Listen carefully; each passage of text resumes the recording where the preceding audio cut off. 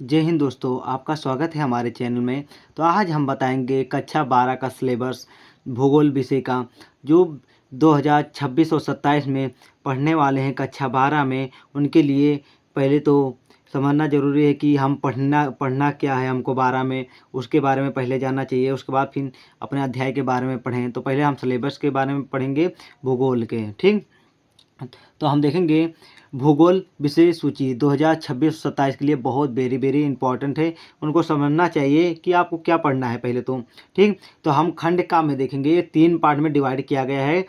पहले तो खंड का में दिया गया है, फिर खंड खा में दिया गया, उसके बाद खंड गा में दिया गया है प्रयोगात्मक कार्य, जो मतलब शिक्षक स्कूल पे ही करवाएंगे। ठीक, तो हम देखेंगे खंड का में आपको क्या पढ़ना है। ठीक, तो हम मानव भूगोल के मूल सिद्धांत, ये मानव भूगोल के मूल सिद्धांत है। और खंड खा में क्या पढ़ेंगे हम, भारत लोगों एवं अर्थव्यवस्था के बारे में हम पढ़ेंगे। ठीक है, इनके मूल सिद्धांत के बारे में पढ़ेंगे। इसके बाद हम भारत के लोगों के अर्थव्यवस्था के बारे में हम पढ़ेंगे। ठीक है, दोनों में हम बताएंगे कि क्या क्या पढ़ना है इसमें सिलेबस में। ठीक है, तो हमारे जैसे पहला चैप्टर है, पहला पार्ट है, क्या है, मानव भूगोल प्राकृतिक एवं विशेष क्षेत्र। तो हम पहले उसके बारे में हम पढ़ेंगे। जैसे मानव के प्राकृतिकरण एवं प्राकृतिक मानवीकरण, इसके बारे में हम पढ़ेंगे। मानव भूगोल के क्षेत्र एवं उपक्षेत्र के बारे में हम पहले पार्ट में पढ़ेंगे। ठीक है, आपको याद रखिएगा, जैसे हम मानव भूगोल प्राकृतिक एवं विशेष क्षेत्र के बारे में पढ़ेंगे। ठीक है, हमारा दूसरा चैप्टर है, आप देख सकते हैं, विश्व जनसंख्या वितरण, घनत्व और वृद्धि के बारे में हम पढ़ेंगे कि जैसे किस देश का कितना जनसंख्या है और वितरण के कैसा है, घनत्व कैसा है, वृद्धि कैसा है, उसके बारे में हम पढ़ेंगे। जैसे जनसंख्या घनत्व किसे कहते हैं, जनसंख्या वितरण के प्रभावित करने वाले कारक हो गए, ये क्वेश्चन मतलब है ये सब। ठीक, जनसंख्या में परिवर्तन के घटक हो गए, जनसांख्यिकी संक्रमण से जनसंख्या नियंत्रण के उपाय बताइए। ये बहुत ज़्यादा 2 चैप्टर में सबसे ज़्यादा इम्पोर्टेंट है जनसांख्यिकी। ठीक, ये आपको बनाना पड़ेगा एक चित्र के माध्यम से कि मतलब इसका ऊंचाई कैसा है, मतलब कौन सा देश कितना डेवलप हो रहा है, इसके बारे में हम इसके बारे में पढ़ेंगे। ठीक, जिससे आपको तीसरा चैप्टर नज़र आ रहा है, मानव विकास। ठीक है, मानव विकास में हम क्या पढ़ेंगे कि मानव के बारे में पढ़ा जाता है, उसकी अवधारणा पढ़ेंगे हम। वृद्धि एवं विकास में अंतर पढ़ेंगे, जो बहुत ज़्यादा इंपॉर्टेंट है कि वृद्धि किसे कहते हैं, विकास के किसे कहते हैं। सुनने में तो एक जैसा है, लेकिन पढ़ने में पता चलता है कि ये दोनों अलग अलग हैं। ठीक है, मानव विकास के 4 स्तंभ के बारे में पढ़ेंगे हम। मानव विकास के उपागम के बारे में पढ़ेंगे इसी चैप्टर में। मानव विकास का मापन पढ़ेंगे और अंतर्राष्ट्रीय तुलनाएं पढ़ेंगे। ठीक, इसी बारे में तीसरे चैप्टर में हम विकास के में। ठीक, चौथा है क्या, प्राथमिक क्रियाएं। ठीक, प्राथमिक क्रियाएं क्या है, जैसे हम आखेट हो गया, भोजन संग्रह हो गया, पशुचारण हो गया, कृषि निर्वाह हो गया, डेयरी हो गया, भूमध्य सागरीय बाजार एवं सहकारी कृषि हो गया। इसी के बारे में हम जो हमारे पूर्वज करते आए हैं उन्हीं के बारे में हम चर्चा करेंगे। ठीक है, ठीक, अब दूसरे चैप्टर में हम क्या पढ़ेंगे, अगला चैप्टर जो हमारा है द्वितीयक क्रियाएं। ठीक, द्वितीयक क्रिया में क्या होता है, जो प्राथमिक से पाया गया कच्चा माल ना, उसको फिर क्या करते हैं, कोई सामान बना देते हैं, विनिर्माण कर देते हैं उस जैसे आलू हुआ, आलू से हम क्या चिप्स बना दिए, तो वो द्वितीयक कार्य में आ जाता है। ठीक, जैसे हम कच्चे माल को कोई सामान बना देते हैं, वही हम द्वितीय कार्य में कार्य करते हैं। ठीक, और आप देख सकते हैं हमारा अगला चैप्टर क्या है, तृतीयक एवं चतुर्थक कार्य क्रिया। ठीक, तृतीयक क्रियाकलाप। ठीक, अब इसमें पढ़ेंगे हम, ये तृतीय क्रियाकलाप में क्या पढ़ेंगे, पढ़ेंगे व्यापार हो गया, व्यापार हो गया, परिवहन हो गया, दूरसंचार हो गया एवं सेवा। जो मतलब जो तृतीयक और चौथिक जो होते हैं वो क्या करते हैं, वो अपने देश को सेवा देते हैं किसी ना किसी माध्यम में। जैसे दूरसंचार हो गया, आर्मी हो गई, सैनिक हो गया, पर्यटन हो गया।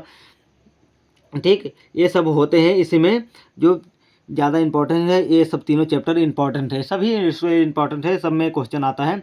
अब हम देखेंगे परिवहन एवं संचार, 7वां चैप्टर है हमारा, परिवहन एवं संचार। ठीक है, इसके बारे में हम पढ़ेंगे। हमारा 7वां चैप्टर क्या है, परिवहन एवं संचार।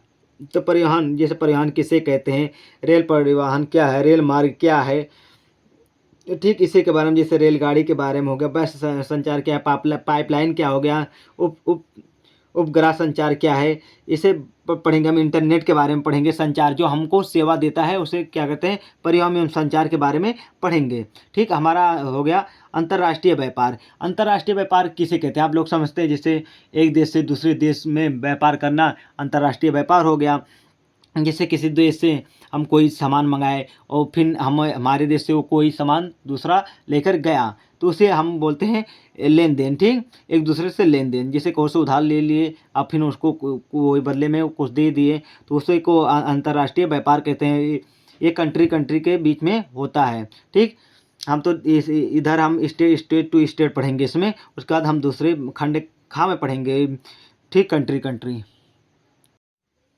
तो हम खंड खा में पढ़ेंगे भारत लोग एवं अर्थव्यवस्था के बारे में पढ़ेंगे कि भारत की अर्थव्यवस्था कैसी है, उसके बारे में हम पढ़ेंगे। ठीक है, तो हमारा पहला चैप्टर है जनसंख्या वितरण एवं घनत्व एवं वृद्धि संगठन। ठीक, इसके बारे में पढ़ेंगे। जो पहले हम खंड का में बता चुके हैं उसी के बारे में। तो वो तो विश्व के बारे में हो गया था, ये भारत के बारे में पूछा गया।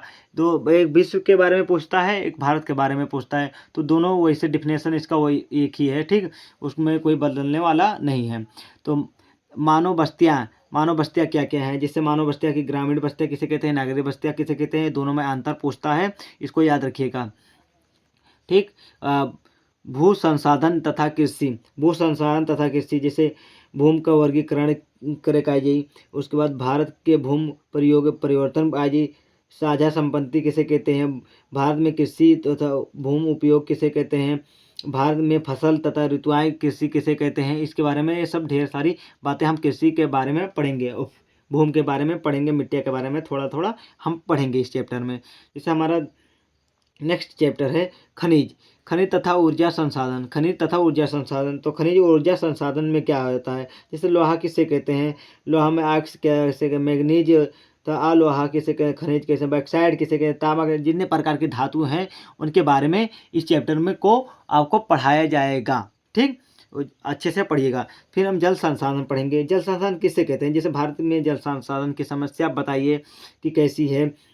भौम जल संसाधन किसे कहते हैं, लेगुन किसे कहते हैं, जल की महंगाई कैसे बढ़ रही है, जल प्रदूषण की निवारण लिखिए। ये सब मतलब आपको जैसे आप लिखते भी हैं, जल पे से संबंधित कोई निबंध आ गया उसके बारे में लिखते हैं, तो ऐसे पढ़ लीजिएगा, इसको भी याद हो जाएगा। ठीक है, तो हमारा अगला चैप्टर क्या है, भारत के संदर्भ में नियोजन तथा सतत पोषणीय विकास। ठीक, इसके बारे में हम पढ़ेंगे।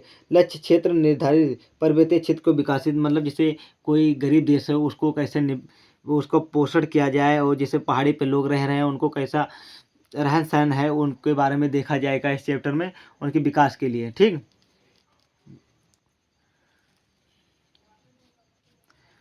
और हम फिर परिवहन देखेंगे। परिवहन आप तो जान ही रहे हैं, उस चैप्टर में भी बताएंगे। ये विश्व के बारे में पढ़ लेंगे, वहाँ पर भारत के बारे में पढ़ लेंगे। दोनों एक चैप्टर एक ही है। अंतर्राष्ट्रीय व्यापार, ये सब दोनों एक ही चैप्टर है, उसी के तरह उसी का रिलेटेड है ये चैप्टर।